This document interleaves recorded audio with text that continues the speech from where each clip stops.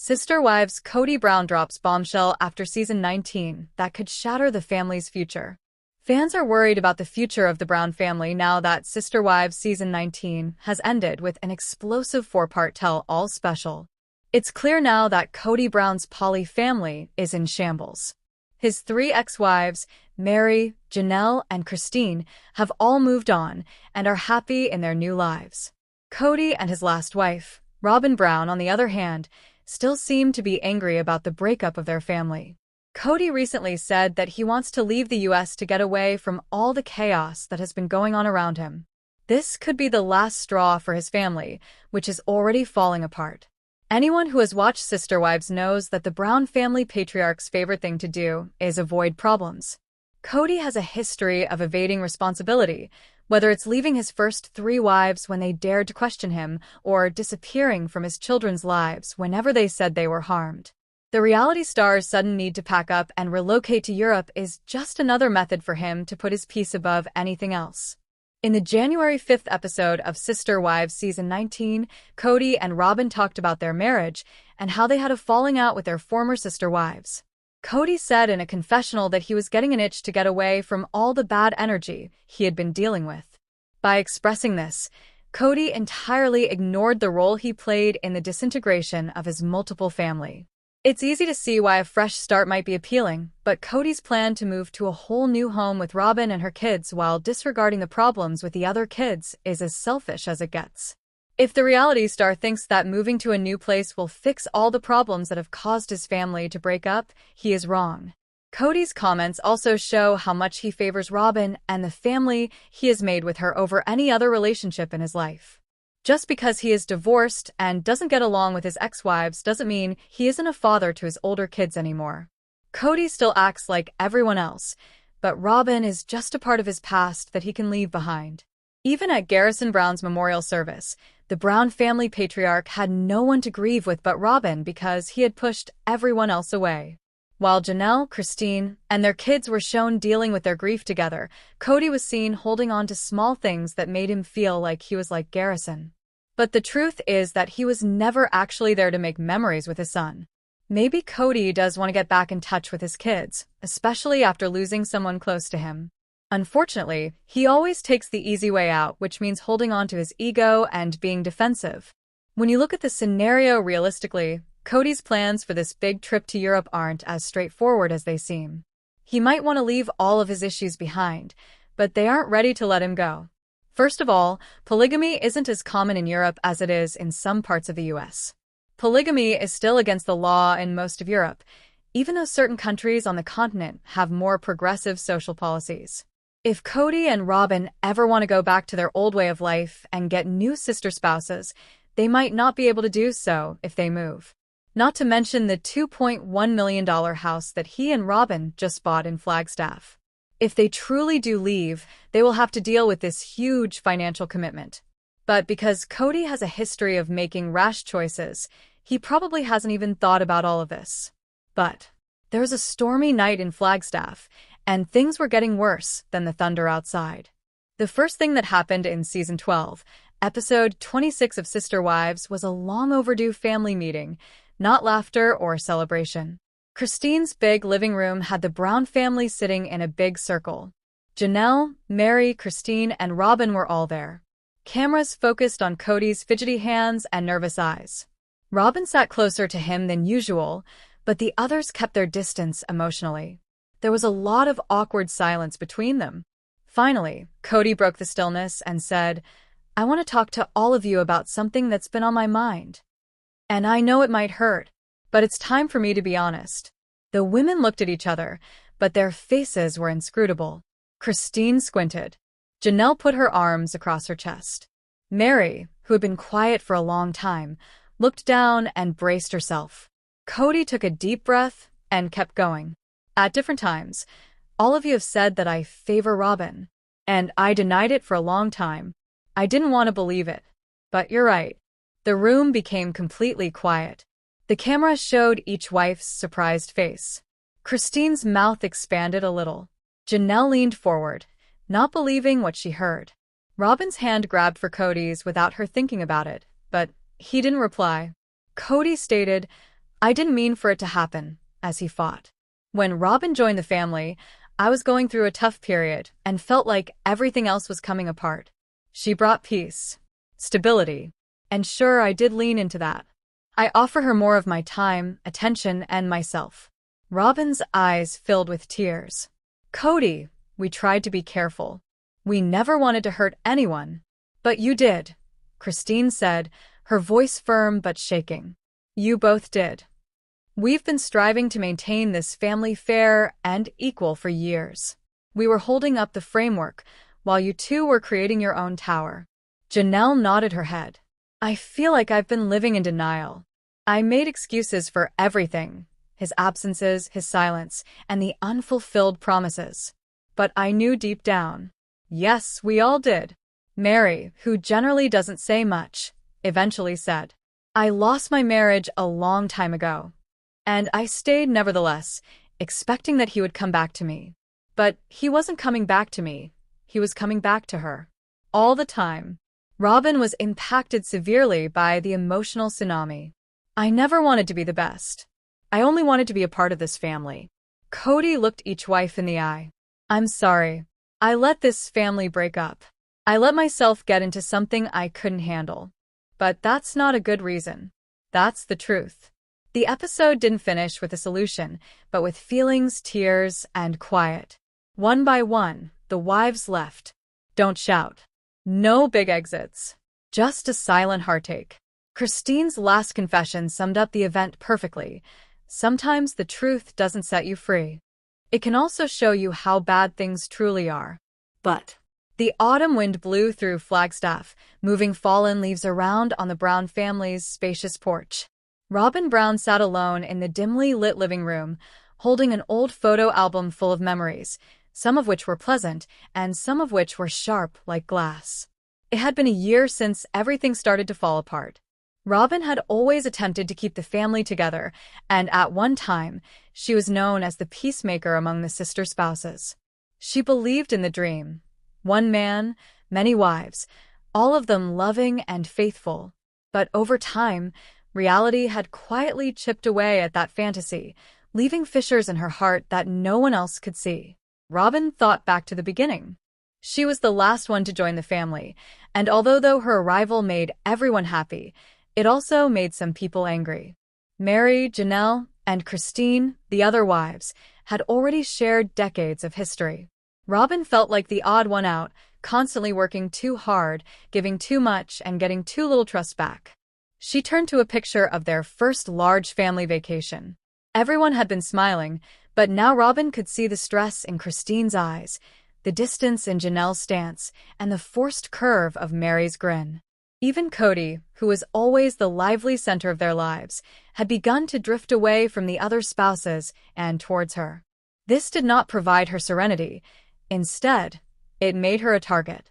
I never wanted to be the favorite, she said quietly. I just wanted to fit in. She started to cry, and her voice broke. When Christine went, everything changed. Robyn's life changed when Christine packed her bags and told the family she was relocating to Utah.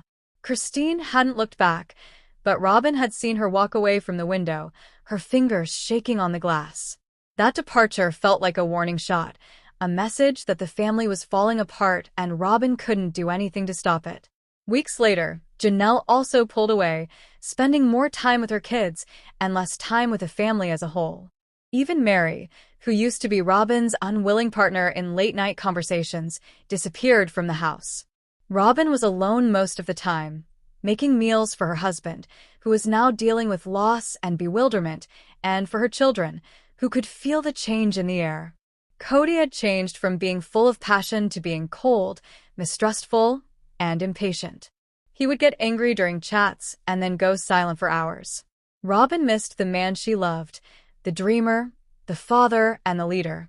Now, she saw a shadow where he used to be. And at times, she was afraid that shadow was something she had made. One night, she got brave enough to ask him, "Do you regret everything?" Kody didn't say anything. He just gazed at the wall with his jaw clenched and his hands shaking a little. Robyn thought that quiet meant yes. And that's when her emotional journey really started. She wasn't Kody's wife or the last member of the Poly family. She was Robyn Brown, a woman who was finding her power and herself again. She began going to therapy. She started writing in a journal. She even went for walks alone in the woods behind the house, which she had never done before.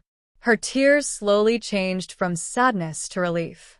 She stopped thinking it was her fault that things fell apart. She stopped feeling guilty for everyone else.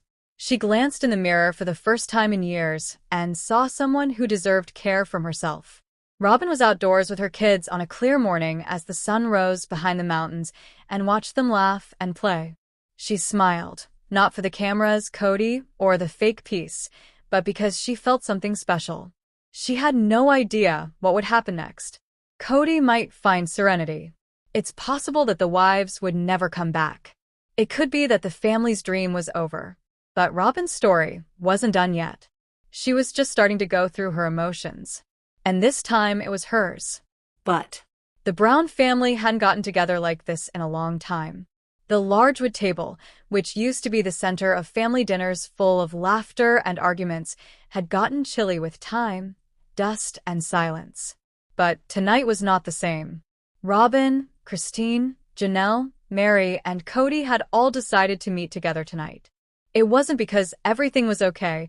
It was because they owed one another this one last, tearful goodbye. Christine had come from Utah, and her face showed both fear and determination.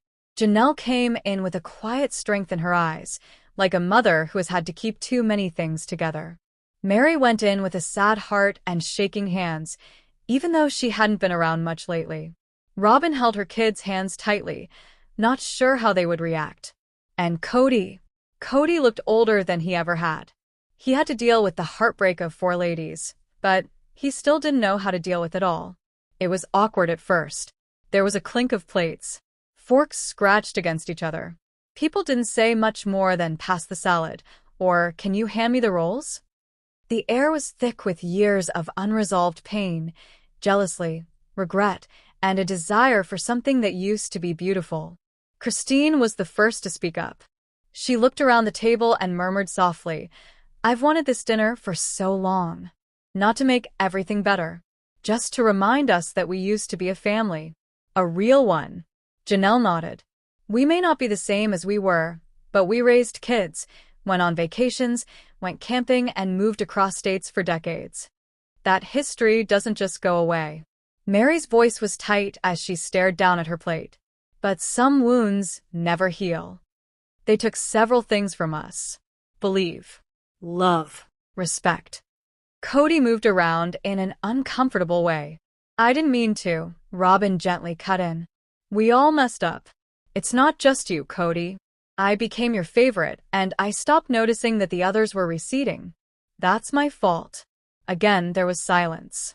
This time, not unpleasant, but deep in meditation. They started to talk one by one. Memories came flooding back like old pictures. The Thanksgiving when all 18 kids were home, the time they ran out of petrol on a road trip, and the birthday surprise that went horribly wrong. And slowly, people started to smile. Janelle laughed. Mary laughed softly. Christine cried. Christine was the first to stand. She lifted her glass of sparkling cider and gazed around the table. To the family we were, and to the individuals we are becoming. Everyone lifted their glasses. Janelle answered, "To the memories." Robyn added, "To the kids we raised together." Mary said, "To the lessons we learned the hard way." Kody didn't try to take charge this time. He just nodded. "To love. Even if it changes." The sound of glasses clinking was subtle but holy. They didn't solve everything that night. They didn't say they would be best buddies. But they had one last lunch together, full of honesty, tears, forgiveness, and a gentle love that still lingered even after all the sorrow. Christine hugged Mary goodbye at the door. Robyn's hand was touched by Janelle. Kody saw the women who used to mean everything to him go and start their own lives. Even if the family was no longer entire, they had been together for a short time, and that was a form of healing in itself. But the light in Arizona shone down on the Brown home, which had once been peaceful, but was now a sign of trouble. What used to be a unique polygamist family living in a shaky peace had broken apart into something much worse, an emotional battleground that was getting closer to the courtroom. Fans were shocked by a startling turn of events in the new teaser for Sister Wives. The fallout, legal battles, betrayal, and deep emotional scars are all coming to light. But there was a deeper tale behind those perfectly chosen scenes, one full of anguish, doubt, and a search for freedom. It all started when Christine left. The Brown family was shaken to its core by her brave move towards independence. For a long time, the other wives, Janelle, Mary, and Robyn, had worked to keep up the appearance of being one. But Christine also left a door open when she departed, so that others may think about what they really wanted. People used to perceive Kody Brown as a strong father figure, but now they saw him pacing alone in the trailer. "They think I left them," he murmured, his eyes filling with tears. But they were the first to let go. The ladies' arguments got worse when the cameras weren't rolling. There were fights over property ownership, worries over who would get custody of the children, and claims of financial manipulation. What had once been a spiritual marriage was now caught up in a web of legal problems. Mary admitted something that no one thought she would in a dramatic sit-down interview. "I kept quiet for years. I had faith in our agreement. I signed papers, nevertheless, that I didn't completely comprehend. Because of what Kody did behind closed doors, I might lose mine now." Her voice shook. A legal team had called her to let her know that some of the Brown family's assets were being looked at. This included properties in her name that were allegedly used to help pay for Robyn's home without her full agreement. The video had rapid images of Mary holding heaps of legal papers, an attorney shaking his head, and a sketch of a courtroom with all 5 Browns in it. People used to say that Robyn was Kody's favorite, but the new season showed a much harsher side of her. Fans saw Janelle slam a door in anger. "She controlled everything," Janelle wailed. "She acted like a victim and got all the security." Robyn, on the other hand, was in a different confessional, where her voice was shaky and her face was crimson. "They think I planned this? I didn't want the legal trouble. I just wanted a real family." But a leaked letter, supposedly from a former family accountant, said that Robyn had pushed Kody to change the family's assets so that more than 70% were in her name. The season's most dramatic moment comes when everyone is called to court.